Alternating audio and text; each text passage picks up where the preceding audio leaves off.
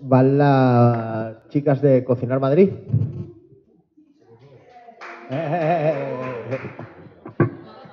Bueno.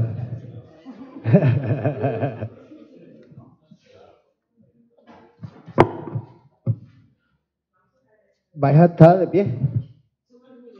Vale, muy de movimiento. Bueno, pues ella... Los que han estado en la comida, las que hemos estado en la comida, ya hemos visto un poco su trabajo en vivo y en directo. Pero bueno, concretamente vienen a hablar de dinamización y de lo relacional, de ese espacio de la comida. Así que bueno, todo vuestro. ¿Todo bien? Perfecto.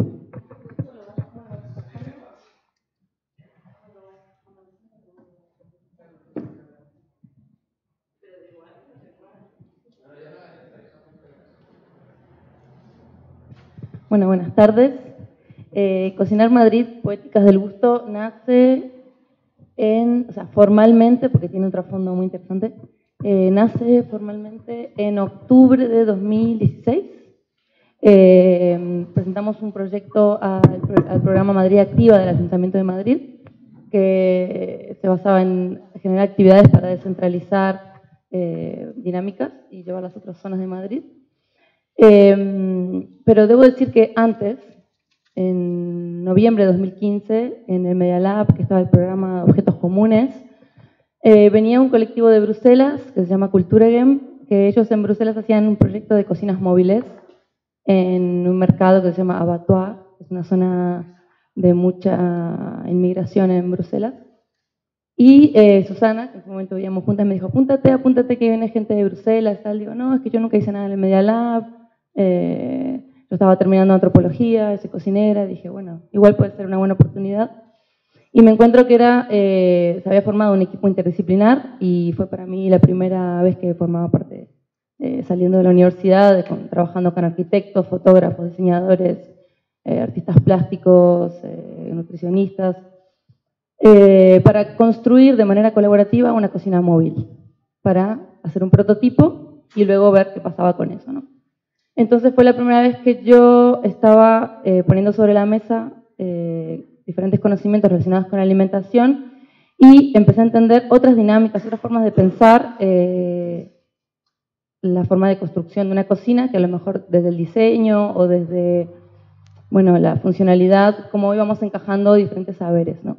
Entonces construimos esta cocina, hicimos algún par de eventos, un poco para festejar que habíamos construido esa cocina, y la cocina quedó ahí en el Media Lab hasta que presentamos este proyecto y empezamos a rodar. Empezamos a rodar. Entonces, traigo a colación lo que dijo otro compañero antes, lo de descentralizar, ¿no? Entonces fuimos al mercado de Argüelles, en esta época donde todo se hacía en los mercados del centro de Madrid, y de repente no sabíamos ni dónde estaba el mercado, fuimos a hacer una localización y hablamos con los comerciantes, nos miraban un poco raro porque son estas que vienen a hacer aquí al mercado. Un mercado que curiosamente antaño, cuando se creó en los años 40, tenía 3 plantas con 300 puestos de todos vecinos que antes vendían en la calle, y esos mismos vecinos entraron a tener puestos y bancas en el mercado. Y luego, pues bueno, como en los tiempos modernos, empezaron a cerrar puestos, abrió un Mercadona en la parte de abajo del mercado, la parte de arriba una escuela de música, y ahora mismo hay 30 puestos, de los cuales la mayoría le están pagando al supermercado por la reforma del mercado. Entonces nos vimos en una situación un poco de decir, bueno, ¿cómo vamos a plantear aquí en este mercado una actividad colaborativa donde invitamos a las personas del barrio y no del barrio a cocinar de manera conjunta, a comprar en el mercado, a hablar con los comerciantes para que ellos mismos pongan en valor su trabajo y cómo ha cambiado la alimentación, cómo ha cambiado la oferta y la demanda en ese barrio? Y nos dimos cuenta claramente de que la cocina, este proyecto era una herramienta de investigación etnográfica, o sea, la cocina como un medio de investigación para poder encontrar y detectar, ahí lo del diagnóstico, diferentes problemáticas relacionadas con la alimentación, entre de educación alimentaria, padres que dicen, bueno, pues en casa pasa esto con mis hijos, no comen en la escuela. Nos dimos cuenta a lo largo de los talleres que era una actividad, el cocinar, el compartir, el comer y el hablar del comer, de hacer público un conocimiento de lo privado, que muchas veces es difícil acceder como investigadores, como investigadoras, porque puedes preguntarle a alguien cómo comes o qué no comes, pero luego hay ciertos detalles y ciertas arterias y articulaciones que no salen a la luz si no generas una dinámica, un ambiente, ¿no? Un clima y una cartografía, ¿no? Porque también con este proyecto hacemos como un mapeo de saberes alimentarios, y la alimentación es una de las actividades del ser humano donde se conjuga el consumo, cómo eliges lo que comes, la simbología de la alimentación, los diferentes conocimientos y saberes, la historia de cada persona, la identidad, cómo nos definimos como grupo desde la alimentación, la religión también, por supuesto, los grupos de diferentes edades, las procedencias. Entonces, bueno, en un principio era un taller de 4 horas donde íbamos a comprar, donde la gente se presentaba a través de, eso lo hemos hecho aquí también. Pensábamos que era interesante que la gente nos compartiera un trocito de su particularidad alimentaria y para generar ese ambiente, ¿no? Hacíamos la ruta del mercado y luego cocinábamos juntos y comíamos, ¿no? Y entonces, bueno, después de octubre, el proyecto empezó a cambiar, empezó a mutar, porque no continuamos tanto en mercado, sino que empezamos a hacer los talleres en diferentes sitios de Madrid, en Casa Árabe, bueno, luego van a salir fotos, en Fuencarral, en el Media Lab seguimos, en Matadero, con la intención también de hacerlo en otros espacios comunes, ¿no? La idea es como cocinar en espacios comunes y públicos para cambiar un poco, resignificar los espacios. Y doy paso rápidamente a Susana y luego... Vale, pues gracias. Gracias por invitarnos y por haber participado activamente, gran parte de mujeres, tengo que decir, en la parte de la comida. Si no, no podíamos visibilizar también estas cosas, ¿no? Que muchas veces esto del género, ¿no? Y hablar en femenino, y luego realmente en la mesa esta que estábamos aquí cortando, pues eso, que éramos muchas chicas. Entonces, este proyecto de Cocinar Madrid es un proyecto, como nos han hablado en dinamización, a través de la cocina, ¿no? Y de la comida y del comprar, ¿no? Porque en este proceso la parte inicial era dar uso a esa cocina que habíamos desarrollado en ese proyecto de objetos comunes como una utilidad concreta, ¿no? A eso que construíamos y diseñábamos, un poco lo que decía antes Diego, ¿no? De que muchas veces se construyen y se fabrican cosas y en Media Lab está lleno de objetos que no se sabe muy bien para qué sirven, y tuvimos la suerte de poder hacer y fabricar uno que tiene una utilidad muy concreta, que era el tema de la cocina. Este proyecto tiene mucho que ver con que nos gusta mancharnos, nos gusta juntarnos, remojarnos, amasar, y es una forma también como de sacar a la luz toda esa parte que queda muchas veces invisible, ¿no? Que en esta cuestión de la participación y la dinamización, pues cómo participamos y quién participa y de qué manera, pues quizá muchas veces no lo tenemos tan presente, y en algo tan básico, ¿no? Y tan sencillo como es cocinar, o decir que no sé cocinar, pero al mismo tiempo tenemos todos que alimentarnos, pues genera como una serie de encuentros, ¿no? y de recuperación de saberes y de memoria que nos resultaba muy interesante.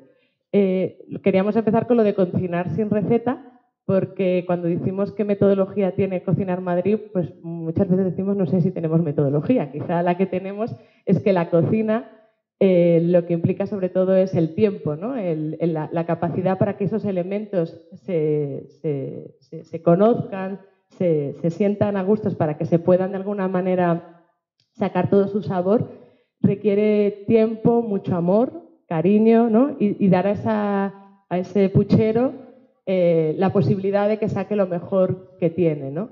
Y en ese sentido nunca tenemos una receta prefigurada. O sea, aquí la jefa, que es una jefaza de la cocina, también hay que decirlo, Tiene la que menos cocino. ¿El qué? No cocino nada. No cocina nada, pero es muy buena aquí haciendo la coreografía culinaria. Y entonces, una de las claves es que no se arrebate, ¿no? No se arrebate. Los procesos colectivos, los procesos participados, creo que una de las claves en los proyectos en los que hemos estado trabajando es crear la sensación de complicidad, ¿no? Los de Eva dicen lo de complicidad, que es difícil decir, pero ahí lo dejo, ahí está en la camiseta, para que los agentes que formen parte de ese proceso se sientan lo suficientemente a gusto y reconocidos para poder abrirse, ¿no? Y poder contar todos esos saberes, conocimientos que no importa, o sea, que yo creo como en francés, que cualquier persona puede tener, ¿no? Y en ese sentido, y para ya no enrollarme más, hay una parte muy importante de humildad, ¿no? O sea, creo que al ser una cuestión menor como la cocina, lo doméstico, lo pequeño, las historias mínimas, creo que en un proceso de dinamización permite crear vínculos con personas de mundos diferentes, ¿no? Porque muchas veces en estos procesos donde la experimentación, la participación, el diseño abierto, colaborativo, somos muchas veces mundos bastante similares, ¿no? Como nos encontramos y nos reconocemos muchas, pero ¿qué pasa con ese afuera, ¿no? Y de alguna manera un fogón, una mesa es un lugar donde de una manera muy sencilla puedes entablar una conversación con cualquier persona. Y esa es un poco la base también del proyecto, donde no existe realmente un experto. O sea, ya aquí ¿no? Manejar los tiempos y tal requiere como una experiencia, por supuesto, pero sí que da pie a crear comunidades de afectos y de aprendizajes desde nuestro punto de vista muy potentes.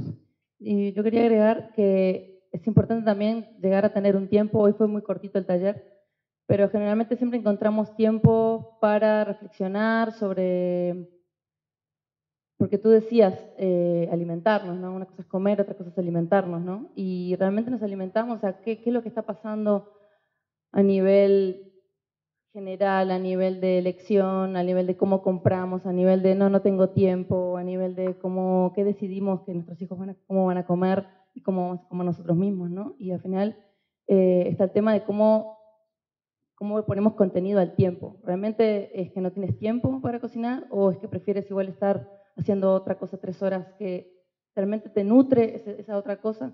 ¿Por qué hemos llegado a este punto en la sociedad de que no sabemos lo que estamos comiendo, que tenemos el acceso a la información con un clic, ¿no? Esa contradicción de tiempo con información y desinformación total sobre lo que estamos metiéndonos en el cuerpo, no solamente en cuanto a nutrición, sino todo el contenido de conocimiento general de qué es lo que está pasando con la alimentación desde la tierra. A mí, yo siempre lo cuento, o sea, el momento que yo hice el clic, siendo cocinera, estábamos en una cocina y de repente dije, no tengo ni idea de cómo es la planta de garbanzo, ni cuándo se cosecha, ni cómo... No, pues no importa, venga, hay que sacar platos rápido. O sea, te conviertes en un autómata y es como, no hay tiempo para reflexionar de nada sobre eso, ¿no? Y también somos profesionales de la alimentación, pero hay un tema ahí que como que no interesa, o por qué no interesa, ¿no? Son las preguntas, un poco lo que contaban los compañeros de cómo nos cuestionamos, qué es lo que nos cuestionamos y, por supuesto, vamos a obtener diferentes informaciones según dónde partamos, ¿no? Y luego una parte, sí, podemos ir pasando, una parte que nos parece interesante de este proceso es todo lo que tiene que ver con lo imprevisto, ¿no? Como la parte relacional, la parte invisible, la parte mágica, ¿no? Como que la cocina nos permite jugar con todo, pues en ¿no? Que las personas proponen un ingrediente, cómo podemos integrar ese ingrediente. Entonces es un trabajo en el que el propio proceso es una documentación experiencial, ¿no? Que hablaremos un poquito luego de la documentación que nos lanzaba también Ciro, de qué manera un proceso tan vivido es capaz de poder replicarse, ¿no? de poder tener una especie de metodología medianamente pautada para poder esta práctica, este aprendizaje, poder llevarse a cabo en otros lugares. Y lo que nos es interesante es que, que estamos como muy por todo lo que tenga que ver con la documentación, con el código abierto, por supuesto, el diseño de la cocina se puede replicar en un Fab Lab, el tanteo, ¿no?, de esta metodología de presentarte con un ingrediente, que ese ingrediente tenga que ver con tu memoria, es algo que lo contamos y se puede hacer en cualquier parte. Pero al mismo tiempo, por eso lo de las poéticas del gusto, que nos encanta y lo defendemos muy fuertemente, es que es un proyecto en que ninguno es igual al otro, o sea, cada taller es irrepetible, donde creo que también es importante recuperar la parte de la subjetividad que entraña estos procesos de participación, donde no son masas, o sea, no está Pepe, el de las patatas de Juan, perdón, no de Pepe. Están esas cartas que sacamos, esas fichas del mercado de Argüelles donde contaban las historias de esas señoras que a lo mejor vendían, las señoras eran las que vendían verdura y fruta y los señores eran los que vendían la carne. Pero aparte de ser señores y señoras, eran personas concretas, ¿no? Entonces, en este proyecto damos mucho pie a hablar de historias singulares, donde la documentación es una herramienta, como decía antes, no es un fin, ¿no?, sino que es una herramienta, una metodología para rescatar esas historias. Bueno, estas chicas ya han contado muchísimas cosas y muy bien además, pero yo quería simplemente añadir unas cositas porque yo empecé con ellas como diseñadora, después me captaron ya, bueno, me dejé captar y aquí estoy, pero bueno, como que tuve la suerte de participar en los primeros talleres como participante del taller, ¿no? No como dinamizadora. Entonces, desde ahí simplemente quería como rescatar, así como señalar cosas que me parecen importantes desde el otro lado, o sea, que me pasaron a mí, ¿no?, cuando hice los talleres, y era que me parecía, o sea, yo estuve en los talleres de Argüelles, que son los que hemos visto antes, donde tuvimos la oportunidad de conocer la historia del mercado, de mano de la misma gente de los puestos, ¿no? Y, o sea, que es una cosa que podríamos llamar como las historias contadas desde abajo, ¿no? O sea, de primera mano de la gente. O sea, directamente o sea, no es que te venga nadie a contar la historia del mercado, o sea, nadie externo, sino que son ellos mismos los que te están contando la historia. Y era muy bonito porque había gente que llevaba toda la vida ahí, o sea, que había crecido ahí porque su padre ya estaba en el puesto del mercado.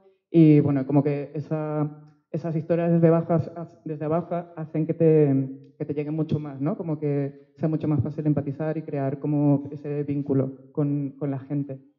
Eso por un lado. Y después también como señalar el hecho de usar la cocina como un medio y no como un fin, también facilita, bueno, que ya lo han comentado un poco, ¿no?, pero como que facilita mucho llegar a gente, o sea, la comida al final, ¿no?, es como algo universal y usar la comida para conectar con gente con la que no podrías conectar de otra manera, ¿no? Es como, pues en el mercado de Argüelles había gente a la que no sé, pues la Junta de Distrito de Moncloa, ¿no?, por ejemplo, gente a la que no hubiéramos llegado nunca, o no sé, pues el barrio de Argüelles no es uno de nuestros barrios afines, digamos, ¿no? O sea que seguramente si no fuera a través de la cocina y la comida no hubiéramos podido llegar hasta ahí. Y ya así como para terminar mis rescates, como que me parece súper interesante esta cosa de sacar las domesticidades a los espacios comunes, porque al final el tema de cocinar y de la comida, de alimentación, es algo muy... nos quedamos sin... Quedamos aquí, ¿vale? Te está pasando como a mí al portátil. Bueno, como esta cosa, o sea, es una cosa muy doméstica, muy de la intimidad de las casas también, aparte de que en este país es como una cosa muy social, ¿no? Pero también es una cosa muy doméstica. Y de repente poder sacar esa domesticidad a la calle y ocupar espacios que normalmente, o sea, no un mercado, es un sitio donde nunca jamás estarías cocinando y nos sentábamos a comer, o sea, como ocupabas el espacio como si fuera el salón de tu casa, ¿no? Y ahí se crea un espacio muy como de andar por casa, donde todas esas historias y estas ganas de compartir fluyen mucho más que en cualquier otro sitio, ¿no? Como esto que contaban las chicas de compartir, o sea, de crear esos espacios y de dar esos tiempos para que las cosas salgan. Y bueno, y aquí seguimos viendo talleres este es uno que hizo Suri en Uruguay. Tuve la suerte de conocer a gente de la Universidad de la República, del núcleo interdisciplinar de alimentación y bienestar, donde trabaja gente de muchos departamentos en pro de la mejora de la alimentación y de los hábitos saludables. Entonces fuimos con mi colega de Bélgica, nos fuimos a Uruguay una semana a construir cocinas colaborativas y a hacer un taller en este lugar, que es el mercado modelo, que es como si fuese el Mercamadrid de aquí, de Madrid.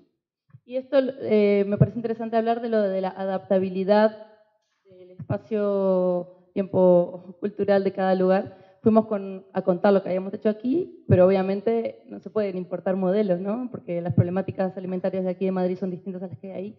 Y fue muy interesante el haber participado de ambos procesos de creación y ver cómo con ciertas pautas, según como lo hemos hecho aquí, ver las propias personas de ahí y decir, sí, pero esto aquí no, porque aquí haría falta abordar ese tema desde otro lado. Y entonces, bueno, cómo se generaron los diferentes dispositivos y técnicas y estrategias para hacer este taller en Uruguay. Y bueno, a lo mejor vamos al Líbano también el mes que viene. Aquí a lo mejor hablar un poco de el que hicimos en Grigri Pixel, que es otro proyecto en el que también estamos liadas, porque estamos liadas en muchos líos. Y en este consistía, es un programa que realizamos con Media Lab Prado de producir y fabricar un objeto mágico con gente que viene del continente africano, de ciudades africanas. Y el año pasado tuvimos la suerte de hacerlo con Eva, con el espacio vecinal de Arganzuela. Y en todo lo que fue el taller, ¿no? De decidir qué objeto, qué amuleto se fabricaba para un espacio común, porque trata un poco eso del proyecto, se decidió hacer una cocina. También haciendo un poco respondiendo a la memoria del objeto mágico, ¿no? Como objeto mágico, como respondiendo, bueno, que hay gente aquí que estuvo aquí en el del Grigri a tope. Y en este caso se utilizó no tanto la cuestión de los alimentos, sino también de los objetos, ¿no? De los objetos mágicos. Sí, lo que contábamos hoy en el taller, que en este taller de Grigri Pixel, la ronda de presentaciones que hacemos al principio no la hicimos desde un ingrediente, sino desde un objeto que utilizamos en la cocina o que tiene que ver con nuestra vida culinaria, ¿no? También como los objetos que cobran una vida, atribuimos una serie de significados que son cambiantes también, ¿no? Como que trajeron desde una cafetera hasta un mortero, hasta una cuchara de madera de majo que se trajo de Argentina. Y también como que esa doble relación entre objeto e ingrediente y el conocimiento, ¿no? El saber hacer. Y no sé si a lo mejor ir pasando porque bueno, sí, o sea, lo que nos decía también, o sea, de qué manera esto lo hemos recogido, ¿no? Nosotros hemos intentado durante todo este proceso, pues como no solamente como un dispositivo de dinamización, sino como comentaba Suri, que desde el inicio vimos claramente que era una herramienta de investigación, pero para que suceda esa investigación tiene que haber como todo un proceso de documentación que todo el proceso que se realizó durante el mercado sí que nos facilitaba o nos daba pie porque eran sesiones cada fin de semana en el mismo espacio. Eran 4 horas de taller. Sí, durante 4 sábados consecutivos y en esa necesidad de, volviendo otra vez al símil del puchero, para que no se agarre y que realmente se pueda de alguna manera esos ingredientes dar su mejor sabor con el tiempo que esté ahí a fuego lento, pues ese tiempo que estuvimos en el mercado, esas semanas que iban pasando, dieron la confianza suficiente para que la gente se fuera abriendo, ¿no? Y se fuera contando todos esos detalles y esas historias que estaban detrás de su puesto. Y eso se tradujo en este maravilloso fanzine, donde recuperamos las recetas, que no nos gustan las recetas, pero esas recetas eran como producto del momento concreto donde esas personas se juntaron para realizarla, y las historias del propio mercado, ¿no? De la propia gente.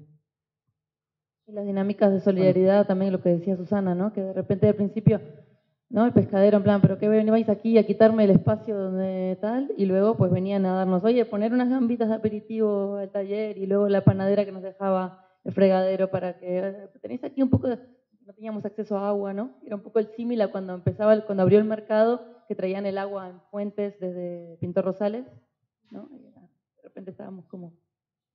Y bueno, a mí me toca hablar un poco de esto porque, porque lo diseñé yo. Y bueno, como un poco por la parte de documentación, nada, solo pues comentar un poco toda, o sea que al final había un montón de cosas, de esos 4 talleres del mercado de Argüelles, salió un montón de información y de historias súper bonitas, ¿no? Que nos hubiera gustado que estuvieran todas aquí, pero bueno, se tuvo que hacer un resumen y se intentó como como plasmar un poco en este póster todo lo que, o sea, como un poquito de cada una de las cosas que habían pasado allí, ¿no? Los comentarios de la gente, un poco las recetas, estas no recetas. Conocer hacemos. mismamente Madrid, ¿no? Porque no, Sí. claro que antes el pescado se compraba en la Puerta de Toledo, ¿no? Sí. Antes de que abriera marca Madrid y que... ¿no? Bueno, también, o sea, también hay un poco recogido de las historias de los puestos, ¿no? De la historia de la gente de allí del mercado, un poco de la historia del mercado. Hay las reflexiones también nuestras, ¿no? De los talleres, un poco de todo. O sea, que si queréis echarle un ojo después, pues aquí lo tenéis a mano. Y bueno, eso que fue muy difícil hacer la selección. O sea, a mí me parecía todo maravilloso y quería ponerlo todo, pero no era posible. Dice, conversación entre Carmen, 28 años, y Pastora, 7 años. Vamos a comprar queso azul. ¿Pero por qué es azul? ¿Por qué crees? ¿Porque la leche de la cabra es azul? Sabía historias maravillosas. De hecho, esa era una niña maravillosa que estuvo en un taller, ¿no? Como haciendo referencia también a estas cosas de que la comida mezcla mucha gente. O sea, no solo distintas realidades, sino también intergeneracional, ¿no? Y de repente en esos talleres había gente más mayor, niños, familias, o sea, estamos, no sé, como gente más afín, gente no tanto, y todos se mezclan y como que comparten a través de la comida. Y creer también que cada persona puede aportar algo, ¿no? Romper con esa idea unidireccional y vertical de, venga, soy la cocinera, vais a aprender esto. Y no, era como, bueno, esto en realidad es una... no lo hemos inventado, pero porque se fue construyendo a lo largo se construye constantemente y va cambiando, ¿no? Es muy imposible meterlo en una urna y que quede fijo y replicable y ya está. Y que luego, y ya por terminar, ¿no? Que todos esos saberes son importantes, pero también el recoger, el lavar, el preparar esa mesa, o sea, como que todas esas fases, incluso ahí lógicamente era el tema de la compra. La gente ponía 2 euros por esto de que con poco dinero, si somos muchos, podemos comprar más y mejor. Y cómo poder sacar partido a eso, ¿no? Entonces, como visibilizar esa cadena de los cuidados de los que tanto se habla, pero realmente experimentarlos, ¿no? Y experimentarlos en una acción muy concreta que para mí va más allá de una cuestión de dinamización, sino de aprender haciendo a cómo cuidar en colectivo. Y esto es Cocinar Madrid, poéticas del gusto, señor.